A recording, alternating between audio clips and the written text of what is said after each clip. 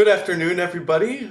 My name is Geoff Robson, Interim Artistic Director of your Arkansas Symphony Orchestra, and it gives me great pleasure once again to welcome you to Drew and Friends, a monthly virtual masterclass series hosted by ASO concertmaster Drew Irvin, featuring distinguished colleagues of ours from the Arkansas Symphony Orchestra itself.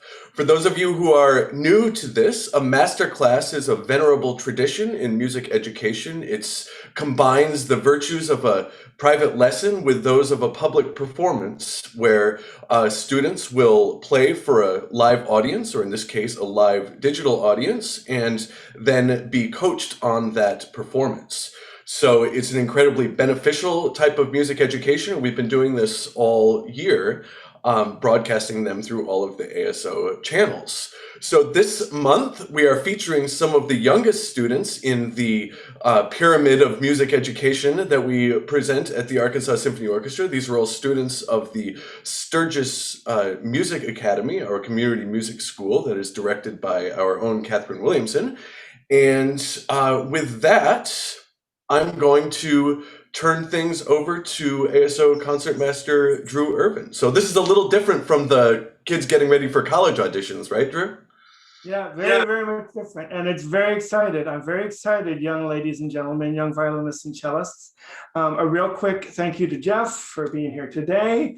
And just running through the awesome, illustrious faculty, I will introduce you and you can wave. I think this is the first time that Jacob is joining us. Am I correct, Jacob? Hello, that's true. Yes, thanks for having Jacob me. He's one of our newest cellists. And I'm really excited to have him today. Mr. Tim is also here, right? But is this your first time? Yep, this is my first time. We're so glad to have you, Mr. Tim, and one of our newest faculty tonight. We have what I call the middle generation, Miss Harmony Skinner, who is the Flake Award Scholarship winner for the ASYO, and she's going into her senior year next year. She already teaches. She wants to be a violinist, and she's someone who started as young as some of these kids on the screen. So she is just, while she might only be 14, 13 years older than some of them, she's definitely relates to them. So we're excited to have Miss Harmony join us. And of course, our famous, fantastic Sandy McDonald, who started Harmony on the violin when she was just 3 or 4? 3. Just turned 4. Turning 4, see? So turned 4, yeah. we're grateful to have all of these great teachers here, and we are all grateful young violinists and cellists. So we're going to jump right in. And the first person we're going to hear, I'm going to pass it off to William Renfro. If everybody would please be kind enough to mute, go ahead. I think some people are not muted.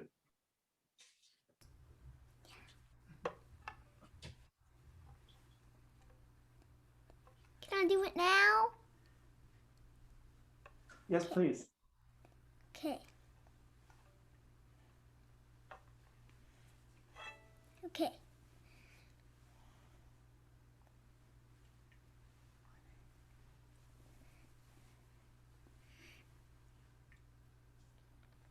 Okay. Whenever you're ready, William, go right ahead.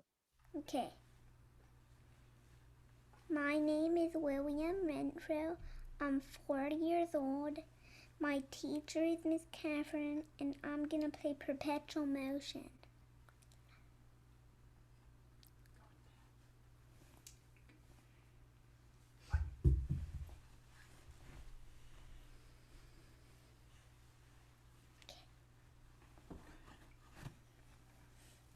Okay. Okay.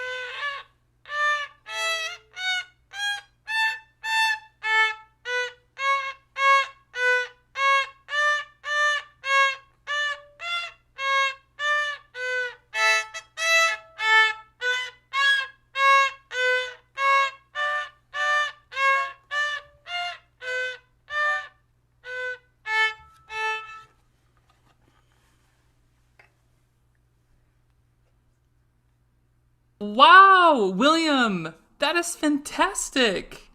You sound so beautiful, and all of your notes are super sparkly and really beautiful and pretty to listen to. I have a question for you, William. What? Do you think that starting this piece is maybe the hardest part of the piece? Maybe. Sometimes for me, starting a piece of music, especially when I'm being watched, can be pretty tricky, but I have a trick for that. Do you want to know what it is? What is it? So the trick is, I often try to hear at least 1 or 2 measures of the music in my head before I start. Then that way it's like I'm joining something, like jumping on a train that's already moving. Does that make sense? Yeah. So that way I also know exactly what my tempo is going to be, because this piece we have to keep a steady what? Tempo? Yeah, steady tempo, steady beat. Very good. And it can be tricky sometimes. So can you try, I just want to hear you play the first measure one more time. But before you start, once you get up in playing position and your bow's on the string and your fingers are ready to go, I want you in your head to hear bum, bum, bum, bum, bum, bum. Then start bum, bum, bum. Do you think you can try that for us? Yeah. Okay, let's see.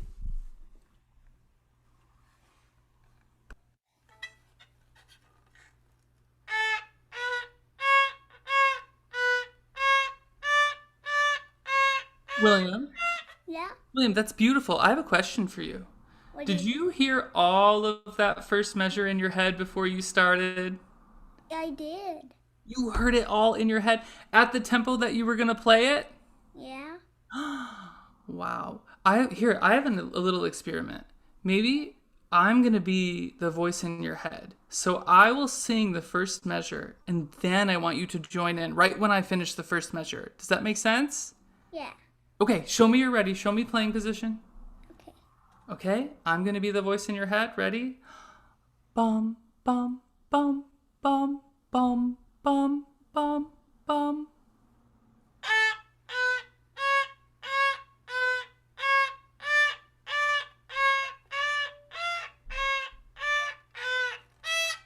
Good. Great, William. I have a question for you. Was it easier to start the piece when you had somebody to join? Yeah. Yeah, this is something that I try to remember every time I perform. Good. I think that that'll really help you when you're starting, especially in a setting like this. But it sounds beautiful. If anyone else has something they want to say. I actually have an idea. Hi, William. Hi. Do you know what dynamics are? Dynamics are if something gets loud or soft. Exactly. So dynamics can really add some interesting character to a piece. So I was wondering if you had a specific dynamic you want to use at the beginning of your song. Yeah. Would you want to start the piece really loud or really soft? That was how loud I wanted to do it. Yeah? You want to try and play it really loud the first time? I don't know. You don't know? Do you want to do an experiment to see what you like? What's this experiment? An experiment is where you try different things until you find a sound that you really like to play. Okay. You want to try it really loud one time?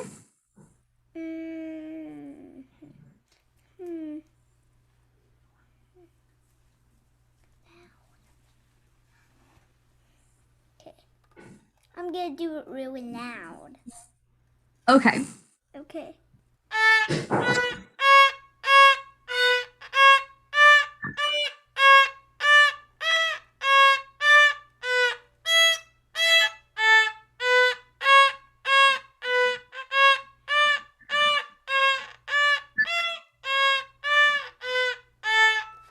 Was that loud? That was really loud. That was really awesome. I think that in your own practice time, you should explore some other dynamics so you could start really loud, and then another time you play the piece, you could start really quiet and see all the different sounds you can come up with, okay? Yeah. Great job. Thank you so much, William, for the playing and introducing yourself at the beginning there. I really appreciate your time and your hard work. And thanks, Tim and Harmony, for getting us rolling. We're going to move on now, William, to our next student. And I've got to make sure, I want to make sure I say his name absolutely correct. So next we have Billy Sundell. Is that correct, Billy? Billy Sundell is next. Billy is a Sundell. I'm so glad you said that. Thank you, Billy. Billy Sundell, he is 7 years old, right? Yes. And you play the violin, and you are a student of Mr. Tim MacDuff, right? Yes.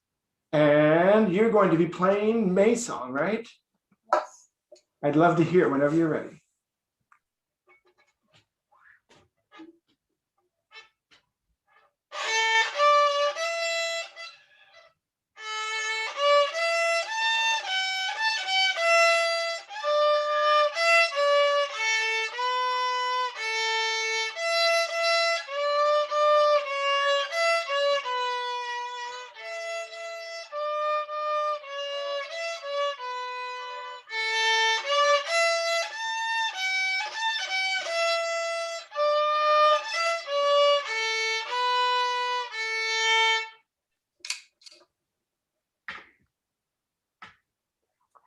Thank you so much, Billy. That was beautiful. You know, one of my favorite things I loved about what you did?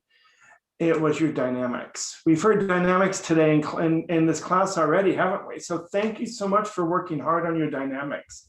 I wanted to pass out one other compliment. I really love how your bow arm looks, the way you open and close from the elbow. So thank you so much for that. Is there anything someone wants to jump in with? Any of my other teacher friends? I loved how you had your bow was so straight. Sometimes when you use a lot of bow, it's hard to keep it straight, but you were doing really, really well. And I liked how when you were playing dun, dun, dun, dun, you had your fast notes. They were like lightning bows. They were really, really good. Nice work. I agree with what everyone just said. You know, it seemed to me, Billy, really nice, good work with the bow. It seems like maybe you are more confident with your right hand and bow than you are with your left hand and your fingers. And I would, if I were going to make a little suggestion for how to take this even to the next level still, is to really make sure that when you put your fingers down, that it's really in the right place, first of all, and second of all, that you really put it down nice and strongly so it presses the string all the way down so you get that good sound that your bow is drawing. Let me ask you a question. Do you have tapes on your fingerboard? Yeah. Yeah. Are you always really careful to make sure that your fingers are right on the tapes when you're putting your fingers down, and then using your ear to train yourself that it's how it's supposed to sound? Yes. Yeah. So, well, let's play the very beginning again, if you don't mind. And I'd like to hear the using that beautiful bow arm that you showed us. Now, really be really careful with where your second finger goes on the very second note of the piece, and make that note as beautiful as all the others. You want to try it one more time? You mean the first measure?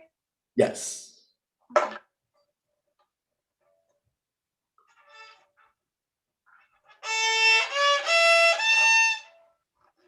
Yeah, will you just play that second finger, C sharp, the second note, and just hold it with a nice long bow? Okay. Yeah. Is your second finger right where your tape goes?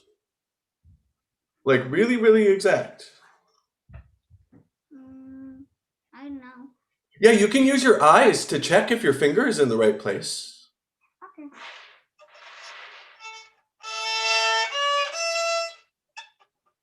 Yeah, just hold that second finger.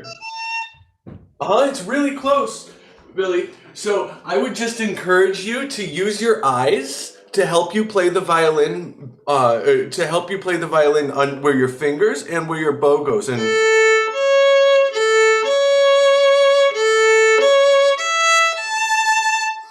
when you're listening, you try and match what your teacher does and all of that. Try it one more time, and then I'll let you go.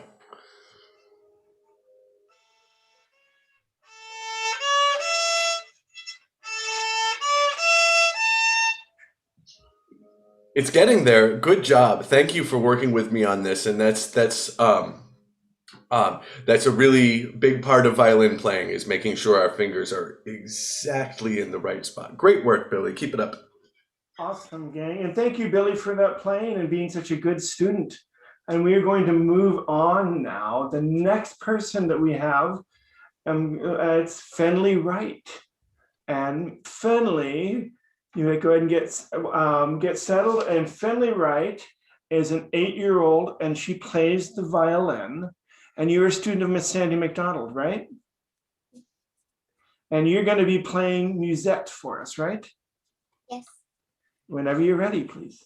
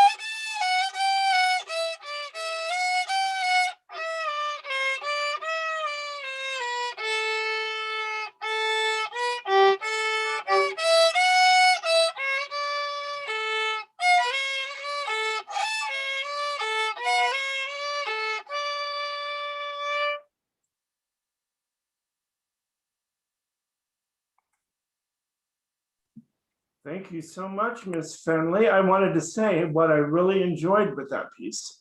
Your bow was so straight. And one of the hardest, trickiest things in this piece is that your second finger keeps playing, switching back and forth. Like sometimes on the A string, it's a high second finger. And then on the E string, it's a low second finger. And it's really tricky. And you've done a lot of great work practicing high and low and high and low. Do you remember how you practice the high and low? What do you do to train that second finger where to go, or just use the tapes? I just use the tapes and try to remember and look at my fingers. I love that. There's a couple things that I like to do to make it a little better. I like to let my fingers be friends.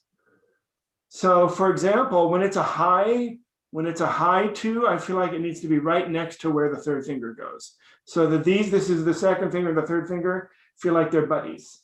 But when it's a low 2, I want it to feel like it's right next to the first finger, almost like it slides down the one. All right, so remember that. There's one other thing that I really love to do. I don't know if I'm gonna make you do it, but I'm gonna suggest that you do it maybe in your own practice or with your teacher. I make people sing la da da da doo doo doo doo doo doo doo.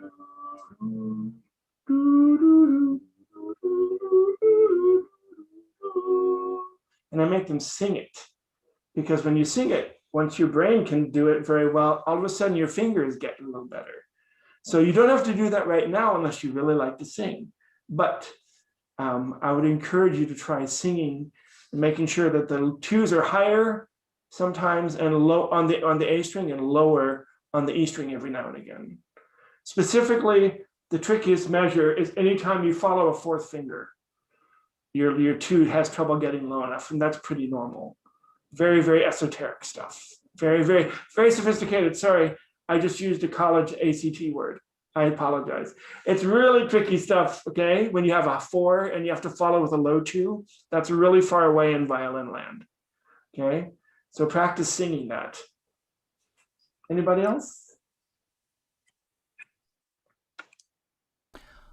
I thought it sounded really beautiful, and what I loved was that you had such a steady pulse, which is fantastic. It's a little tricky in Musette to do that with all the string crossings. I have a question for you about the last 2.5 measures where we have these slurs that go across strings. How do you practice those slurs?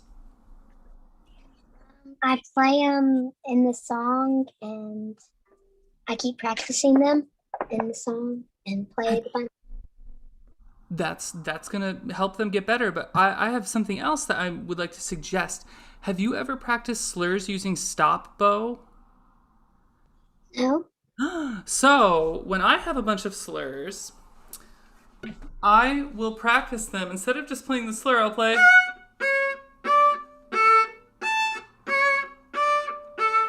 I will stop my bow as if there are little dots over each of the notes under the slur, and it helps me plan exactly where in my bow each one of those notes lives.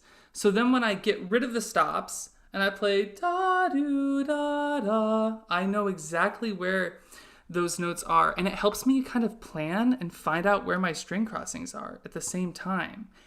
And the third thing it does is it helps my finger lead, because finger, cross, then we bow. We have to think in that order.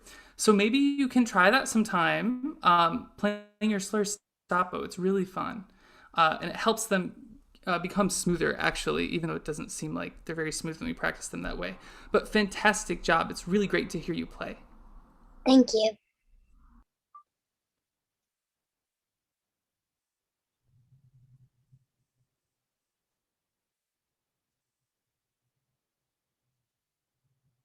I was going to suggest maybe we hear the stop bow. Can we? Mm-hmm.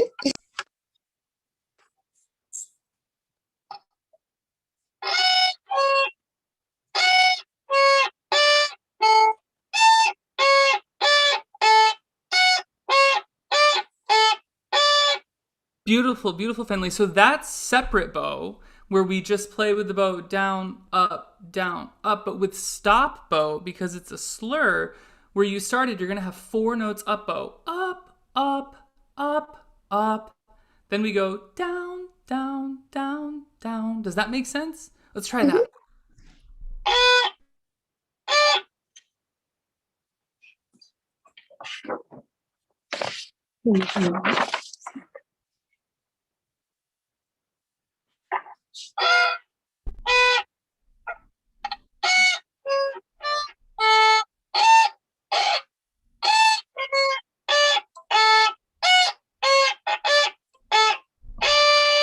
Exactly. Good job with something that's new. Really, really nice. So you keep practicing that, and it'll sound very clear when you play them as slurs. Good job. Thank you. Anyone else of any of the other faculty want to jump in with anything? Go ahead. I just wanted to say your bow arm looks so nice. Some of those left-hand fingerings are really tricky, but you got almost all of them, and you just need to practice like 1 or 2, and then your bow arm looks so good already. I think you're really set to play this piece just right. So. Thank you. Hi, Fenley. I wanted to say one thing as well. Back to what I was kind of doing with William, I was wondering if you could do a little more experiment with dynamics as well. So you can choose whether you want to start the piece really loud or really soft, and then how you end the piece as well. And I think that could make the playing even more fun for you. But really good job. Thank you. Thank you so much, Fenley, and thank you for my faculty friends. We are now going to move on. We have our first cellist. Am I correct, Jacob? Yes. All right, we have Jacob Long. You are 9 years old, right? Yes. And you are a student of David Gerstein's? Yes. And you're going to be playing Minuet 1, right? Yes. Whenever you're ready, thank you.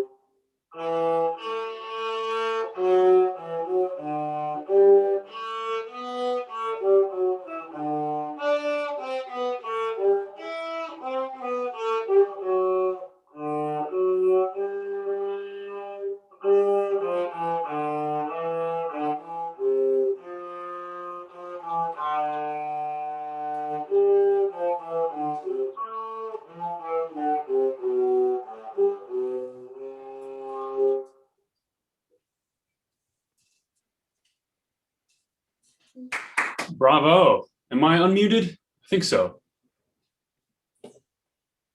Yes? Okay, good. Oh, great job. I am a fellow Jacob. Jacobs make good cellists, I assure you. So, minuet number 1. You have a remarkable sense of tempo, my friend. I think one of the hardest things in this piece are those half notes. So we want to be nice and energetic. And sometimes those half notes get left in the dust. And so you had a very nice sense of filling those half notes up the whole way. So I applaud you for that. There are a couple other things I want to mention, some things that have already been said. I'm starting to see a theme here. But first, also, did you play this for memory? Yes. Very nice. Okay, it's tricky because there's some things that repeat and there are repeats in the piece, so that's also very impressive. Let's take a look at dynamics. So this is, have you heard of what a minuet is yet? Are you familiar with what a minuet is? No. Okay. Do you have any guesses? What does it kind of make you feel like? Does it make you want to move around, or does it make you want to stay in place? I'll give you a clue. It's a type of dance. So when we play this sort of a piece, we want to feel like we're able to feel where the piece is moving. That's kind of what dancing is all about. And I know dancing is a little hard at younger ages, but we can still kind of feel the dancing as we play. So I think you captured it very well at the beginning.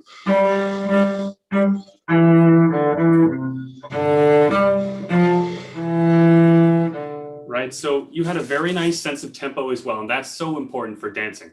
So you've already gotten kind of the hardest part out of the way. So if we want to create an exciting dance feel, then we also need to balance that with what the dynamics are written. So do you see after the first, I don't know if you know the piece. After the first repeat, we start in measure 9, we actually have piano.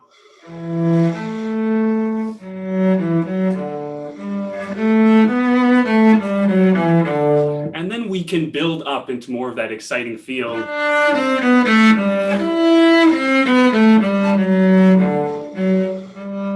So I'm wondering if you can come down in dynamic after that repeat. Would you mind starting at the beginning one more time, nice and strong like you did?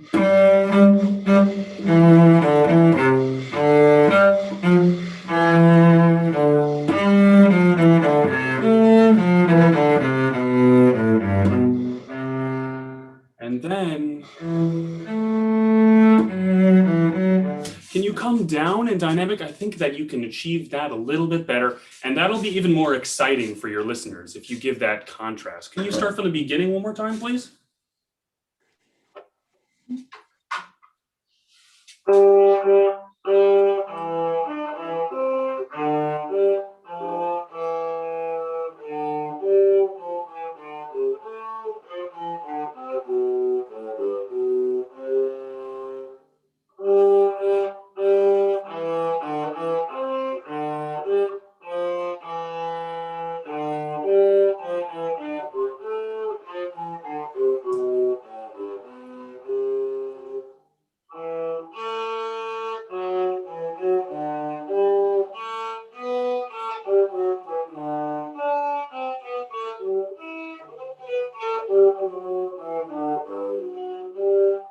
Okay, good job, Jim.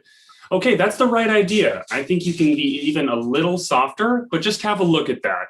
So kind of changing those, those differences between the parts of the piece is really important. I just have one more thing to mention to you before maybe I'll pass it off to the others. I think the hardest finger in this piece is the fourth finger, so your pinky. And I think it tends to be a little on the flat side because, that pinky is the smallest finger. So that A, for instance, or even later, that E, how about you just play that one little figure? So, and can you just pause on that A and hold it nice and long?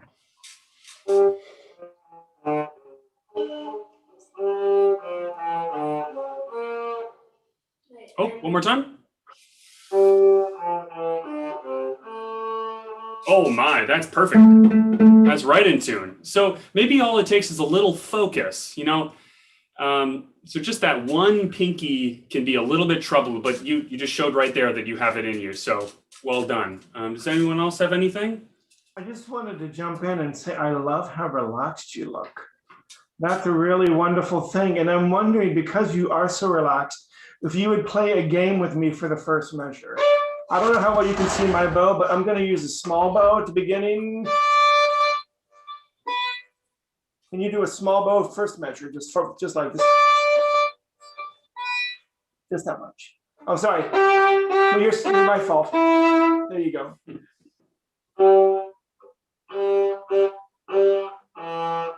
That's great. Now we're going to do a little bit more of an exaggeration of the bow. Look how much bow I use now. Go to the middle on the first note. Ooh, that got me a little more interested. Now watch this. Go almost to the tip.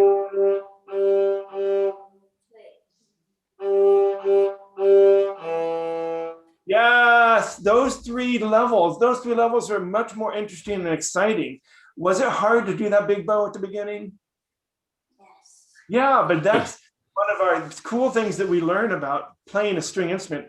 We have these neat things that we can do. Now, you might not want to play the whole bow on the first note, but it's nice to know that you've got the talent and the ability for the times, your teacher might be like, the next piece you play, you don't know, they might have a inside of it, and you have to get a big, beautiful bow ready. So practicing things, even though it's dynamically, it might not be in there, you want to play those games instead of just, I'm playing it the same. No. So it's nice and fun and enjoyable. Do it one more time with all the way to the middle and back. Dum, dum, dum, stop. Good. Now here's one last trick on side of that. Stop the bow, then go. So there's articulation at the end of the note.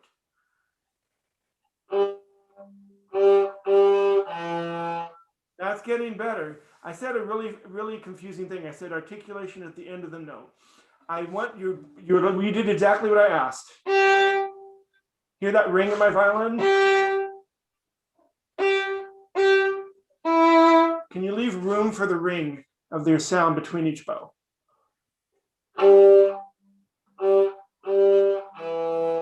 Yes, now make smaller spaces, but still leave a little room for ring, almost like it's written at the piece, the beginning.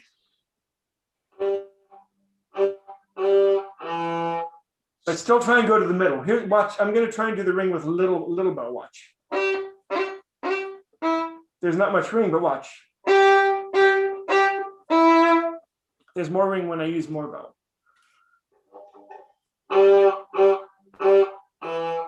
Go all the way to the middle though.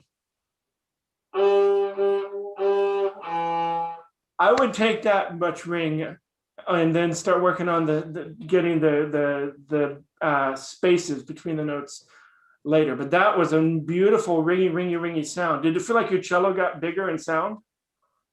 Yes. Yeah, we like that. Anyone else?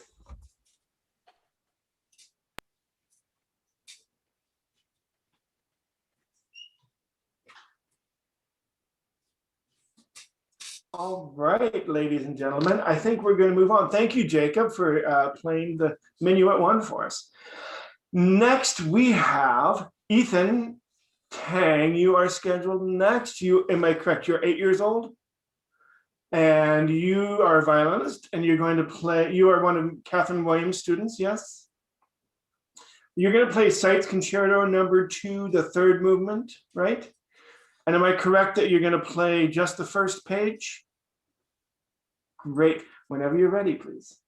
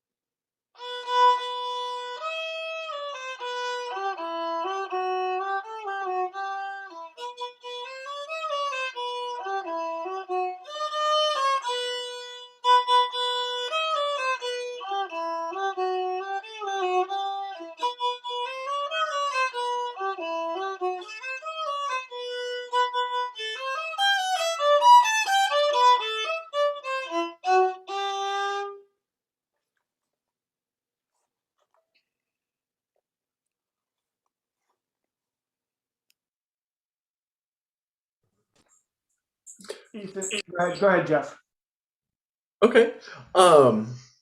Very nice playing, Ethan. What really good. You play with a lot of energy and good quality sound. And what's impressive is how well coordinated your left and right hands are, and that's very impressive. I have a question. I have a question and then a follow-up question for you. Does your teacher ever talk to you about practicing slowly? Yes. Do you know why it's helpful to practice slowly? To get it not that like it's not like that.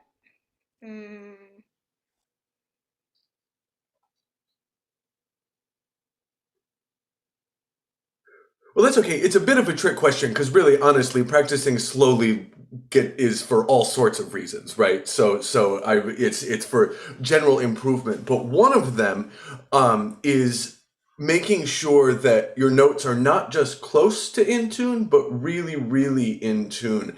And I want to ask you if you'll use that great left and right hand coordination, but play the first 3 bars at like half the speed that it's going to go. And what the reason for, because we always practice everything for a reason, we have a goal when we're doing anything, is that I want to see if those 4th finger E's can really be the same pitch as your open E string. Want to give that a shot for me? So about half speed.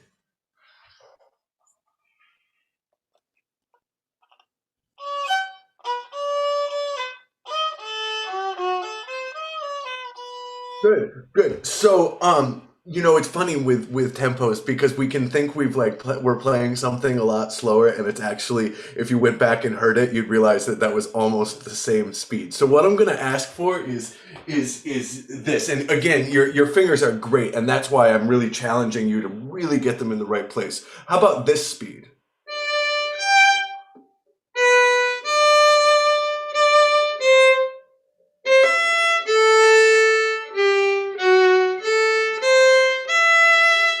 Can you play at that speed?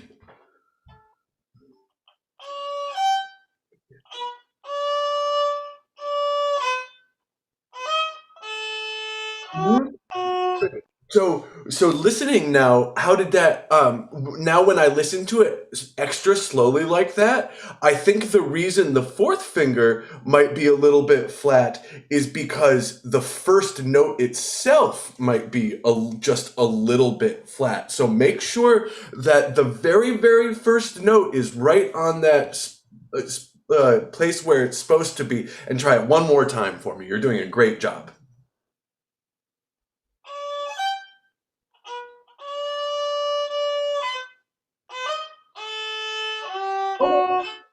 Good. Will you play your open E string for me? Now play a 4th finger E and make it sound exactly like that. Yeah. Now. Good. Thinking about how that feels, does that feel the same as how you played it just now? Try it in the piece now.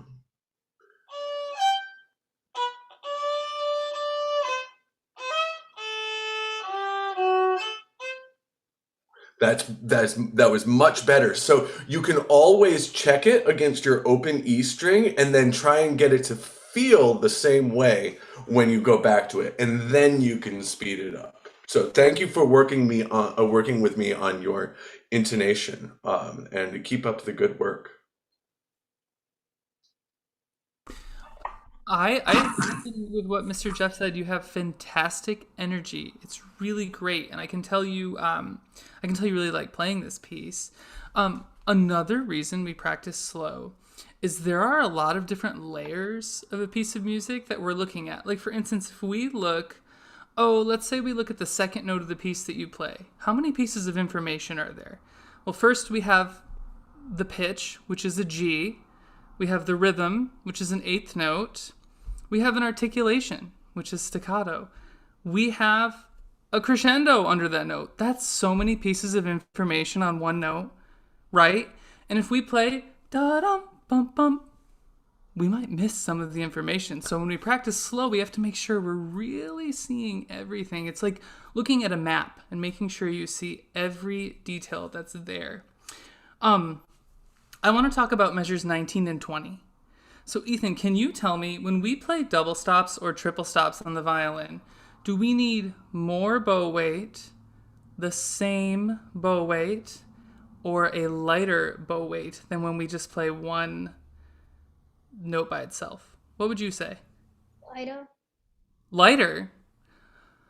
I imagine, so this is a tricky question as well, because there's all sorts of different circumstances, but I would say the same. And I'm wondering if you practiced, sometimes I get tempted to use more bow weight, and then my sound isn't very ringing.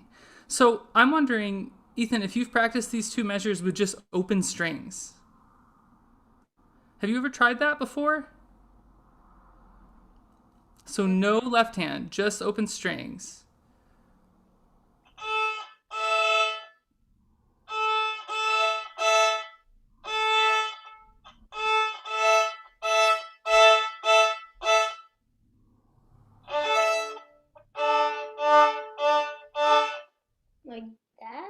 Like that, yeah. And with those, so it does. So I have my viola out. This isn't gonna be embarrassing because I have to no open strings, but you can just play that slur with the rhythm that's there. You don't have to. We can do. Does that make sense? Try that one more time, and I want you, while you're playing this, I want you to ask yourself, what are some really great qualities of beautiful sounding violin playing? Vibrato. Vibrato, yes. We won't be hearing any of that while you practice your open strings, but we want lots of ringing resonance coming from the instrument. So as you practice these two measures with open strings, ask yourself if you're getting as much resonance and ring as you can. Try it one more time.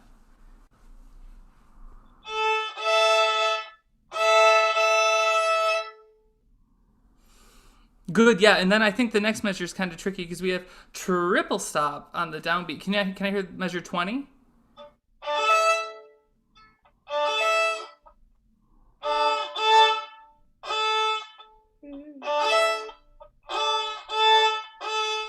Yeah, so down, up, down, up, down, up. Try it one more time.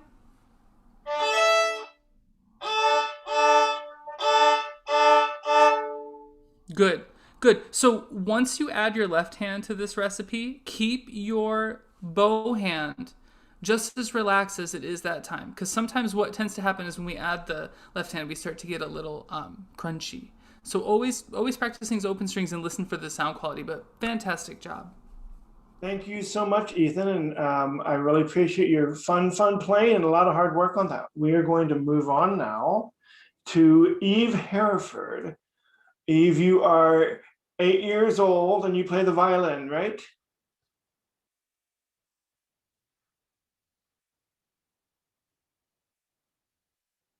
And you're a student of Miss Sandy McDonald.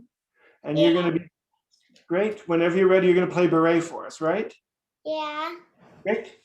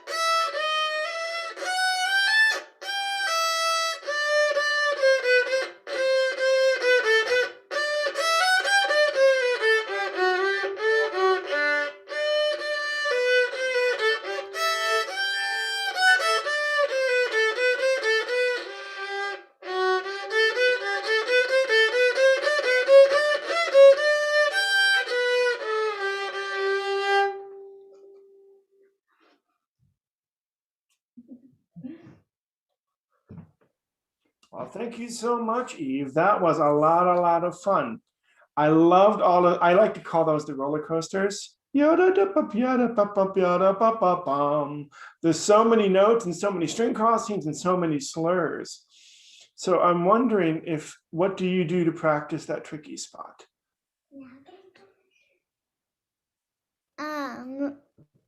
Well, I just mostly try to memorize it, kind of.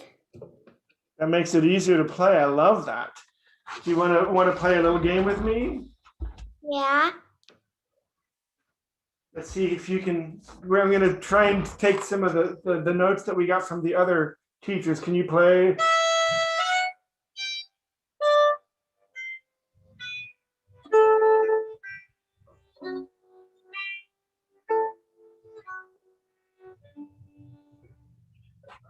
that slow, that one spot.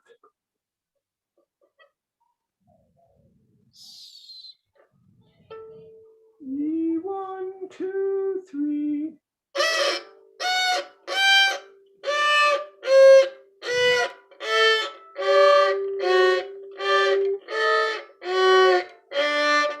That was amazing. Great job. Now, what can I ask you to do? One more tricky thing?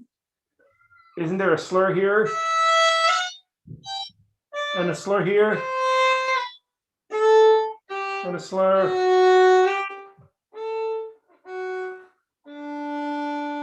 Can you try that with the slurs in there as well?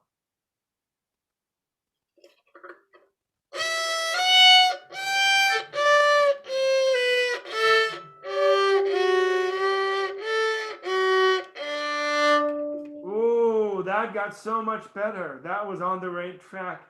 Now, did that feel like it was the slowest thing ever in the history of practice? Maybe. Yeah, I challenge you to practice like this now and again. It's really going to help you. Gives you a little time just for like this guy, the fingers to figure out and the bows to figure out. And I saw teachers' heads bouncing up and down because they heard the improvement. And when you practice for beauty, you wind up playing beautifully. Okay? Great work. Anyone else have some stuff they want to share? Hi, Eve. I think you're doing a really great job on this piece. I was wondering if we could try the beginning again and use a bit more bow, okay?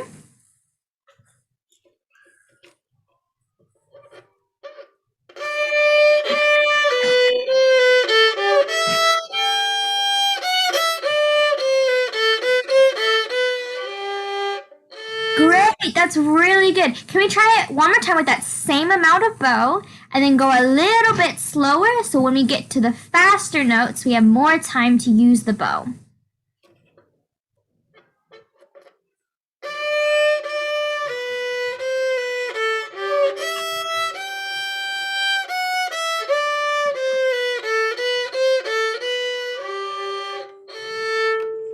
That is a lot better. I really like that. Using more bow gives you more room to use different dynamics as well and makes you just sound a lot clearer and not so scratchy if we use, sorry, my dog's trying to get my attention. Not so scratchy if we use a little too little bow sometimes. Thank you. You're welcome. Thank you, Eve, and thank you, Harmon. That was a wonderful, wonderful point. We're going to move on because unfortunately, we have to come to our last student of the class because Mr. Jacob has to run off because he's got to be somewhere to play a concert very soon. So next we have Pranjal Arekar, and you are 10 years old, correct? Yes. And you are a student of Miss Jo Klett, right? Right. And you are going to play the March in G for us, right? Mm-hmm. Whenever you're ready, please.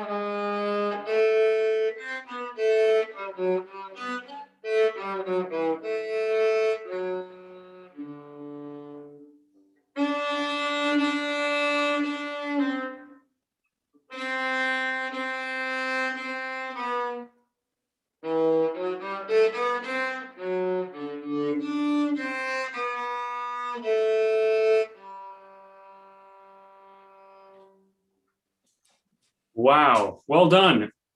I want to just point out that last bow you did there. You used a nice, huge bow on that G. I'm wondering if you can get that kind of a bow right from the beginning. Now, I noticed that you were very, very focused on something over here. Is that the music by chance?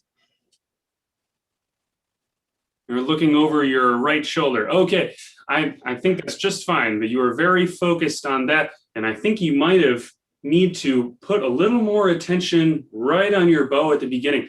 So that last note you played went all the way to the tip. I realize I can't quite get my bow here. Can you try the beginning and try to get that sort of a full bow just right there, that much, right from the beginning. So you might need to look right at your bow right when you start for a nice strong bow.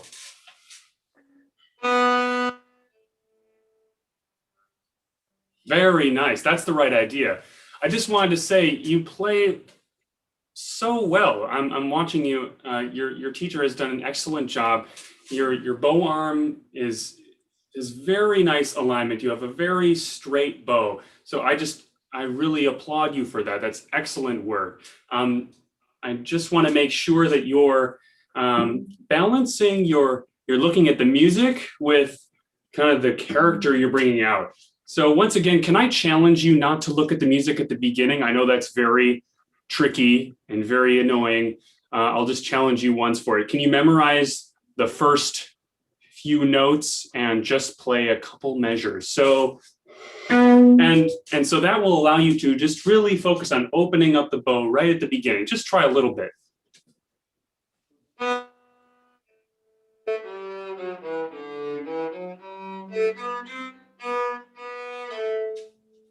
There you go. You had it. That's really nice.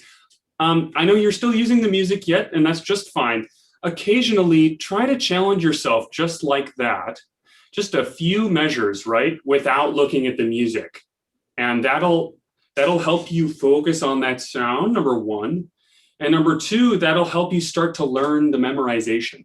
So that'll be really helpful. Those are the main things I had. I probably have one more thing to say, but I'll pass it off for now if someone else has something more important. Otherwise, I'll go ahead. You just play so well. There's hardly much for me to say. I must say, you play really, really well, really in tune. Your rhythm is spot on. There were a couple spots it gets a little tricky, kind of hard, where you were very focused on the notes and you played them very well, but it lost the tempo, right? So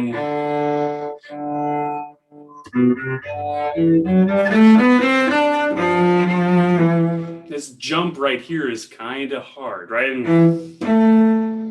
Can we just do those two notes? Nice and confident, right? It's tricky, but let's be confident. Just those two notes right in tempo. Bum, bum. Just that much. Ooh, that's right. So we can take these challenges in pieces, right? So we don't have to practice the whole piece through the whole time. We can just, okay, that's good, number one. Okay, 2, 3, okay, so 3 times in a row, we got it. Now we can go on, maybe.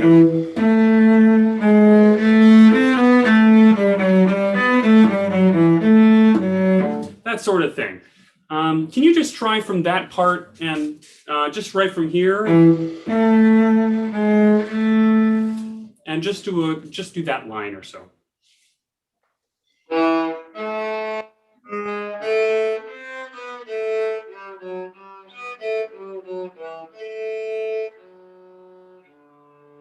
That's the right idea. Again, your sound is so nice there, and the shape of your hands looks very nice on the fingerboard and on your bow. So I think take the advice of the previous comments from the teachers and just play this, slowly in your practice room.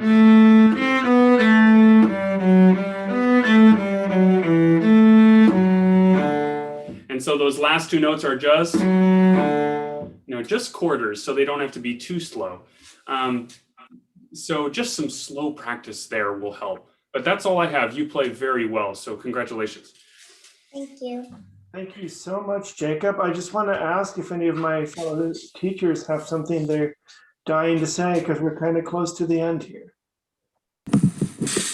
Give one quick compliment. With your beautiful bow hold and the straightness of your bow, you have a wonderful tone that I really like in your playing. So you should really keep up that good work. Thank you. Anyone else? Any of the other faculty? I agree with everything that was just said, and I love the what Harmony. I second that compliment, and what Mr. Jacob said about freeing up and just using a bit more bow all the way through is golden. And if you have the setup to do it, so I'd like to encourage you just to really to really do what you guys just worked on, because that was great. One tiny thing, your beautiful sound, the only time I felt like we lost it just a little bit was when you played on the G string. And that's just before the spot you were working on where it goes bum, bum, bum, bum, bum, bum, bum, bum, bum. And I would just point out that when you're playing on the lower strings, you can get away with putting a little more pressure to make sure those notes speak. And so I wonder if you might just play in our last 2 minutes, I know we've got to go, just from those D's after the second ending there, and see if you can get those low notes to speak.